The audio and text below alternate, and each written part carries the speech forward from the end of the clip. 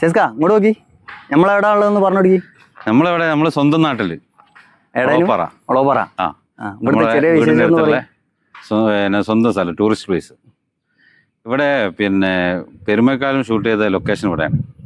നമ്മളത് കാണാൻ വന്നപ്പോൾ നമ്മൾ ആ വീട് ഒന്ന് പരിചയപ്പെടുത്താൻ വിചാരിച്ച് ആ സമയത്താണ് ഇവിടുത്തെ ടൂറിസം കൂടി ഒന്ന് പരിചയപ്പെടുന്നു തോന്നിയത്. അപ്പോൾ നമ്മളെ സുനിലേട്ടൻ നമുക്ക് കിട്ടി. മൂപ്പരിക്ക് ഇവിടെ ബോട്ട് സർവീസും കാര്യങ്ങളൊക്കെ ഉണ്ട്. അപ്പോൾ അതിൻ്റെ വിശദമായ വിവരങ്ങൾ സുനിലേട്ടൻ നമുക്ക് പറഞ്ഞു തരുന്നുണ്ട്. ആ വീഡിയോകളൊക്കെ കാണാം. കനകാംബരങ്ങൾ, പഞ്ചാഗ്നി, പെരുമഴക്കാലം 3 സിനിമ ഇപ്പോൾ ഇവിടുന്ന് ഷൂട്ട് ചെയ്ത്. എൻ്റെ ഇടയ്ക്ക് കുറേ സീരിയലുകളും ഒക്കെ ഷൂട്ട് ചെയ്തിട്ടുണ്ട്. അനുഭവം പഞ്ചാഗ്നി ഷൂട്ട് ചെയ്തപ്പോൾ നമ്മുടെ ഗീത, മോഹൻലാൽ, തിലകൻ, അതുപോലെ മറ്റേ ദേവൻ, നദിയ മൊയ്തു, അങ്ങനെ കുറേ വലിയ വലിയ ആർട്ടിസ്റ്റുകൾ ഉണ്ടായിരുന്നു. അത് നല്ലൊരു അനുഭവമായിരുന്നു. ഇവിടെ ആ സാഗരങ്ങളെ എന്നുള്ള പാട്ടൊക്കെ ഇല്ലേ, അതൊക്കെ ഇവിടുന്ന് ഷൂട്ട് ചെയ്ത്. മോഹൻലാൽ ആ പടീൻ്റെ മുകളിൽ ഇങ്ങനെ ഇരുന്നിട്ട് അവിടുന്ന് ഇങ്ങനെ ഇറങ്ങി വരുന്ന ആ ഒരു സീനായിരുന്നു. അത് കഴിഞ്ഞതിൻ്റെ ശേഷമാണ് കനകാംബരങ്ങൾ. വിനീത്, മോണിഷ, അതുപോലെ കുറേ ആർട്ടിസ്റ്റുകൾ അന്നുണ്ട്. അതും പിന്നെ പുഴയും ഈ വീടൊക്കെ ആയിട്ടായിരുന്നു ഇവിടെ ഷൂട്ട് ചെയ്ത്. അത് കഴിഞ്ഞ ശേഷമാണ് പെരുമഴക്കാലം വന്നത്. പെരുമഴക്കാലം ഫുള്ള് ഇവിടെ മഴയായിന്. അന്ന് ഫുള്ള് മഴ ഇങ്ങനെ പെയ്ച്ചും കൊണ്ടാണ് ഇതിൻ്റെ മുകളിലേക്കൊക്കെ മഴ ഇങ്ങനെ പെയ്തുകൊണ്ടിരിക്കുക. അങ്ങനെ ആ ഒരു ക്ലൈമറ്റിലാണ് ഷൂട്ട് ചെയ്തത്. അന്ന് മീര ജാസ്മിൻ, പിന്നെ കാവ്യ മാധവൻ, മാമുക്കോയ, പിന്നെ വേറെ കുറേ ആർട്ടിസ്റ്റുകളുണ്ട് അന്ന്. സലീം കുമാറൊക്കെ ഭയങ്കര രസമായിരുന്നു. ഇവിടെ നല്ല രസമായിരുന്നു. അന്നത്തേന് ശേഷം വീട് മാറ്റം വരും. അന്നതിൻ്റെ ശേഷമാണ് ഇപ്പോൾ ഇവിടെ ഒരു തണ കെട്ടിയത്. ആ തണയൊക്കെ ഇപ്പോൾ മാറ്റാൻ പോവുക. ഇനിയും കുറച്ചുകൂടി പഴയ ആ ലുക്കിലേക്ക് തന്നെ കൊണ്ടുവരാനുള്ള പരിപാടിയാണ് ഇത്. ഇപ്പോൾ അവിടെ അടുക്കള മാത്രം ഒന്ന് പൊളിച്ച്, അടുക്കളേൻ്റെ ഭാഗം, അടുക്കളയും കൊലായി ഉണ്ട്, ഒരു വടക്കേ കൊലായി എന്ന് പറഞ്ഞിട്ട്, അത് പൊളിച്ചിട്ട് അവിടെ ഒരു ചെറിയ റൂമൊക്കെ എടുത്തിട്ട് ഞങ്ങളിപ്പോൾ ഒരു ഹോം സ്റ്റേ പോലെ ആക്കാനുള്ള പരിപാടിയാണ്. ടൂറിസത്തിൻ്റെ ഭാഗമായിട്ട് പഴയ ഒരു ഹെറിറ്റേജ് ബിൽഡിങ്ങിൻ്റെ മോഡലിലേക്ക് തന്നെയാണ് വരുന്നത്. ഇവിടെ വോട്ടിങ്ങും കാര്യങ്ങളൊക്കെ ആയിട്ട് ഇപ്പോൾ അതിൻ്റെ ടൂറിസത്തിൻ്റെ ഭാഗത്തിലേക്ക് മാറാൻ പോവുക ഞങ്ങൾ.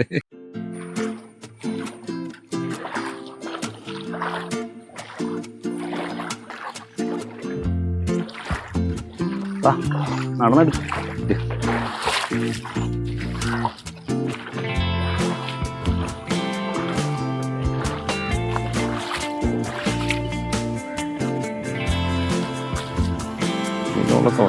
ഈ boat blue moon boat club എന്നാണ് അതിൻ്റെ പേര്. അപ്പോൾ ഇതിനെ നമ്മൾ കുറച്ച് പാക്കേജ് ആയിട്ട് പോകുന്നുണ്ട്. ഇവിടുന്ന് ഏകദേശം ഒരു 5-6 കിലോമീറ്റർ ദൂരം വരെ ഇത് യാത്ര ചെയ്യും. ഇത് ഇന്ന് ഇപ്പം ഓർഡർ ഇല്ലാത്തതുകൊണ്ടാണ് ഇങ്ങനെ കിടക്കുന്നത്. അതിൻ്റെ കർട്ടനൊക്കെ താത്തിയിട്ടത് മഴയും ഒക്കെ കാരണമാണ്. കർട്ടനൊക്കെ പൊന്തിച്ചിട്ടാൽ നല്ല ലുക്കാണ് ഇവിടുന്ന്.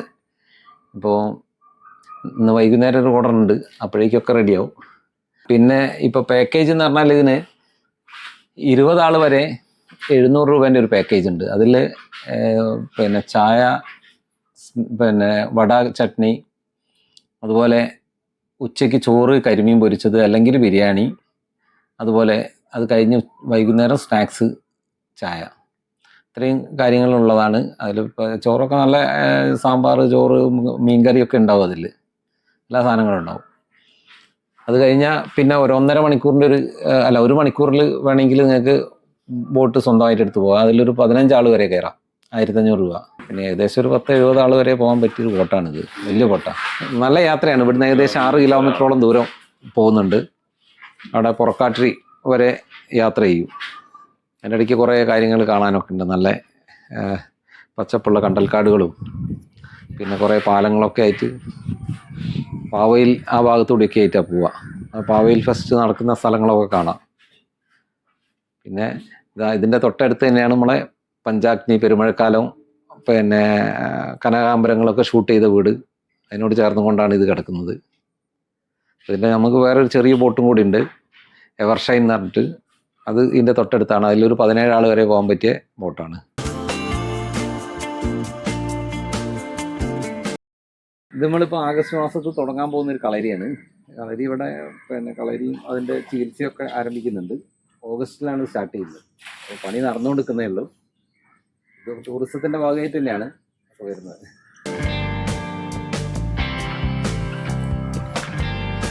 ഈ ബോട്ട് നമ്മൾ കോരപ്പുഴ വരെ പോകുന്നത്, കോരപ്പുഴ അഴിമുഖം വരെ പോകുന്നുണ്ട്. ഇതിൻ്റെ പ്രത്യേകത എന്താ പറഞ്ഞാൽ ഇവിടുന്ന് പോകുന്ന വഴിക്ക് 2-3 പാലങ്ങൾ കടക്കാനുണ്ട്.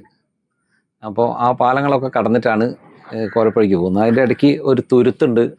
ആ തുരുത്തിൽ നമുക്ക് കുറച്ച് വിശ്രമിച്ചിട്ടൊക്കെയാണ് പോവുക. ഒരു നല്ല അനുഭവമാണ് എല്ലാവർക്കും. അത് ഏകദേശം പാക്കേജ് ഒരു പെർ ഹെഡിന് 1000 ഉറുപ്പ്യ വരുന്നത്. ഇവിടുന്ന് രാവിലെ കയറിയാൽ 4:30 ആകുമ്പോഴേ ഇവിടെ തിരിച്ചെത്തുള്ളൂ. അപ്പോൾ രാവിലത്തെ ടൈം രാവിലെ 10 മണിക്കാണ് കയറാം. 10 മണി 9 മണി 10 മണി അതിൻ്റെ ഉള്ളിലാണ് കയറുക. ഇവിടുന്ന് ചായയൊക്കെ കഴിച്ചിട്ട് നേരെ വിടും. പിന്നെ ഇവിടെ 4:30 തിരിച്ചെത്തുള്ളൂ. അപ്പോൾ ഫുഡും കാര്യങ്ങളൊക്കെ തുരുത്തിൽ വെച്ചിട്ടായിരിക്കും നമുക്ക് തരിക.